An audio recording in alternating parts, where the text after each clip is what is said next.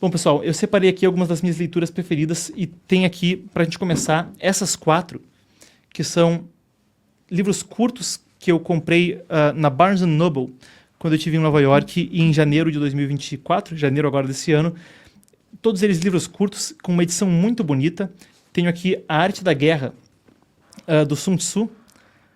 A gente comumente fala a respeito do livro, ele ficou até popular no contexto empresarial, né? Virou até meme que o pessoal fala que no mundo corporativo se fica falando da arte da guerra. E essa edição em particular foi muito prazerosa de ler, porque, primeiro, que a edição do livro é belíssima. Aqui dá para ver, vocês estão vendo, ele tem essa capa dourada de couro sintético. Aqui atrás tem em chinês, né? Está escrito Sun Tzu, não sei que caractere é esse, Fa, que significa lei, caminho, ou nesse caso foi traduzido como arte da guerra, né? E ele traz uma discussão histórica interessantíssima, passando pelas revisões de generais da história chinesa e o que generais do passado, ao longo da história chinesa, escreveram a respeito de Sun Tzu, porque a própria Arte da Guerra foi um livro que, ao longo de toda a história chinesa, foi também discutido na própria intelectualidade da China antiga. E tem uma introdução escrita pelo Lionel Giles, onde ele investiga a questão de se Sun Tzu existiu ou não. E também foi, por isso mesmo, muito prazerosa a leitura, porque o Lionel Giles é um dos primeiros sinólogos. O Thomas Wade e o pai do Lionel Giles desenvolveram um sistema de romanização do chinês, de escrita com letras ocidentais do chinês, Wade Giles, e ele era curador do Museu Britânico, da seção de China do Museu Britânico. E conforme a China era, o termo talvez seja invadida, mas era influenciada, conforme o Reino Unido se expandia por sob a China, naquele chamado século da humilhação, os sinólogos também mais e mais prosperavam na Inglaterra com a possibilidade de acessar muitas fontes primárias dentro da China. E o Lionel Giles se tornou fluente em mandarim e foi por muito tempo o principal cara que fazia a curadoria do que ia da China para fora. Ele meio que escolhia o que ia ser traduzido para o Ocidente. E ele foi o tradutor de Arte da Guerra e depois também traduziu o Tao Te Ching, o livro, o cânone taoísta de Lao Tse. E falam até que ele, no final da vida, se tornou muito emocionado com o taoísmo e acabou até se considerando um taoísta de coração.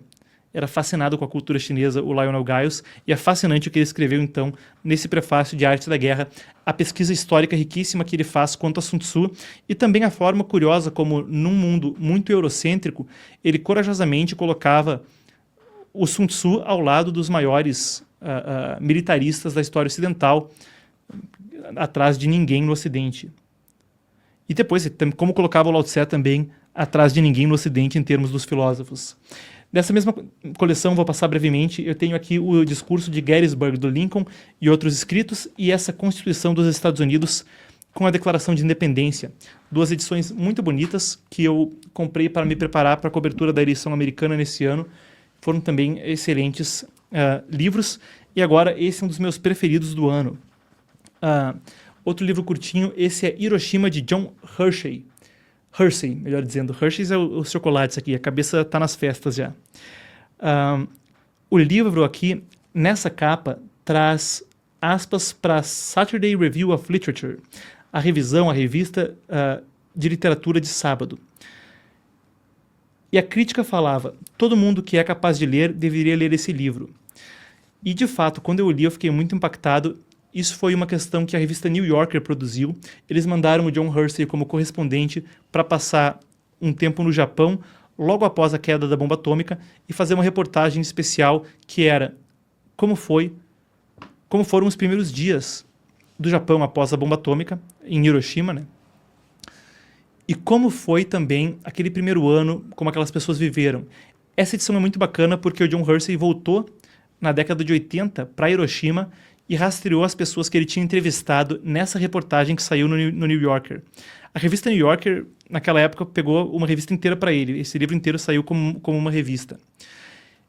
E depois, nessa edição, então, ele voltou e conversou com as pessoas e escreveu o que aconteceu com elas, como elas viveram a vida depois da bomba. Eram os hibakusha, como se diz em japonês, que significa pessoas afetadas pela bomba. Anteriormente, até uma curiosidade interessante, eles utilizavam o termo sobrevivente, mas por causa da tradição shintoísta, parece que os japoneses achavam que sobrevivente dava ênfase demais em estar vivo, né? Então colocaram Hibakusha, pessoas afetadas pela bomba. Um dos grandes clássicos da Segunda Guerra Mundial, um livro muito bonito e que é também um estudo interessante para quem está interessado não só na questão historiográfica que ele documenta, mas também interessado na forma de jornalismo que ele traz, porque é considerado um dos clássicos que formatou as reportagens jornalísticas modernas de revista. Para quem gosta de Vice News, esses documentários onde o sujeito vai ali na cena, vê o que está acontecendo, filma tudo, isso aqui é o avô dessa forma de jornalismo e é muito, muito, muito bem feito. Um livro belíssimo, rápido de ler e passa assim, claríssimo. Muito gostoso, não dá vontade de largar. Alguns dos outros exemplares que eu vou tratar aqui estão em casa, não estão no escritório, mas eu vou ir falando deles para vocês no gogó, assim. Outro livro que para mim foi uma experiência sensacional esse ano, foi um livro comprido, foi ler Mao, a História Desconhecida. É a melhor biografia do Mao Tse-tung, é feita por uma sobrevivente da Revolução Cultural, que escreveu Cisnes Selvagens, o livro que é o relato visceral dela e de sua família saindo da China, a Jung Chan. Ela fez com o marido, que é um acadêmico notório na Inglaterra, o John Halliday.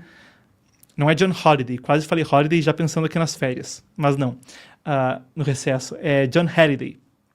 E é um relato também muito interessantíssimo, que traz fontes primárias, entrevistas que eles conduziram com gente na China, gente fora da China, ainda fontes documentais, um arcabouço de documentos riquíssimo que eles trazem, fotos raramente vistas e, claro, a sensibilidade de entender aquilo pelas lentes da população comum, porque muitas vezes quando se faz o perfil, o relato biográfico de ditadores dessa magnitude, desse peso histórico negativo, no caso, né, do Mao Tse-tung, é muito fácil passar por cima do sofrimento do povo comum que sofreu seu reinado. E o livro tem uma sensibilidade muito grande quanto a isso, talvez mesmo por ter uma sobrevivente entre os autores, a Jung Chan. O livro, além de visceral, traz coisas pouco conhecidas com fontes documentais, né? A questão do canibalismo entre os quadros do Partido Comunista Chinês em Guangxi, a forma como o soviete de Jiangxi, antes mesmo do estabelecimento da República Popular da China, explicando isso, entre 1929, mais ou menos, e 1934, o Partido Comunista Chinês chegou a proclamar uma república pequenininha na província de Jiangxi, na China, o famoso soviete de Huaijin. E lá mesmo é documentado como já era atroz a questão, mesmo a forma como o Mao gradualmente adquiriu a sua sede por sangue, né?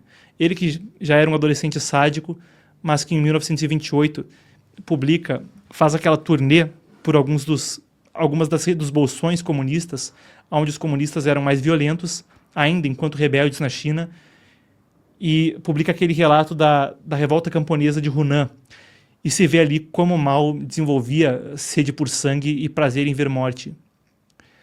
E é um livro muito, muito interessante, que relata também de forma muito interessante a queda do Mao, a forma como ele foi ficando mais e mais fraco e mesmo no leito de morte só pensava no poder. Um livro interessantíssimo, são 780 páginas com uma letra muito, muito pequenininha na edição brasileira e é um livro aí que vale por muitos, mas vale a pena lê-lo. Então, Mao, a História Desconhecida, fica aí o registro de outro dos preferidos. E para a gente encerrar a lista, eu considerei todos esses um só aqui, essa coleção dos 4 curtos, mas outro dos preferidos que eu não poderia deixar de registrar é Revolutionary Characters, What Made the Fathers Unique, eu acho que esse é o subtítulo, mas personagens revolucionários, o que tornava os pais fundadores especiais, do Gordon Wood. O Gordon Wood, que é um dos principais historiadores sobre a Revolução Americana e os pais fundadores da América, fez uma coletânea de várias das resenhas que ele tinha feito a respeito dos pais fundadores da América, revisou, etc., e fez uma edição belíssima em personagens revolucionários, onde ele passa pelos principais pais fundadores da América e discorre a respeito também do debate público deles.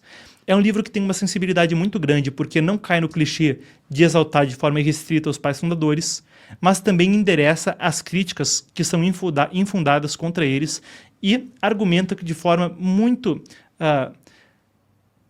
qual a palavra? Bem embasada a respeito das nuances das críticas que são legítimas quanto aos pais fundadores da América. Então, se eles eram racistas por ter escravos, se o George Washington fracassou no abolicionismo, se o George Washington fez bem na sua renúncia ou não, como se formou a opinião pública a respeito deles, como o Thomas Paine é um pai fundador da América que não é tão valorizado, porque talvez não tenha conseguido estar no mesmo patamar que outros, mas como ele é importante como o primeiro intelectual público da América e na fundação da tradição de imprensa da América, foi, junto com a Constituição, aqui a Declaração de Independência e o discurso de Gettysburg, uma das compras que eu fiz para minha biblioteca para me preparar para a cobertura das eleições americanas, e é um livro que eu recomendo para o pessoal que sai, sabe, os pais fundadores da América são perfeitos, não sei o quê, geniais, ganharam do Reino Unido na guerra. É um livro que vale a pena ler, e para o pessoal que critica eles de forma irrestrita, porque esse racista do não sei qual, porque o Madison, porque o Hamilton, imperialista, porque o George Washington tinha escravos, também é um livro que vale a pena ler, porque traz muita cor, muita nuance para o argumento. Independentemente da posição que se escolha tomar, ele traz informações indispensáveis para o debate público sobre Estados Unidos. E esses foram meus preferidos do ano aí.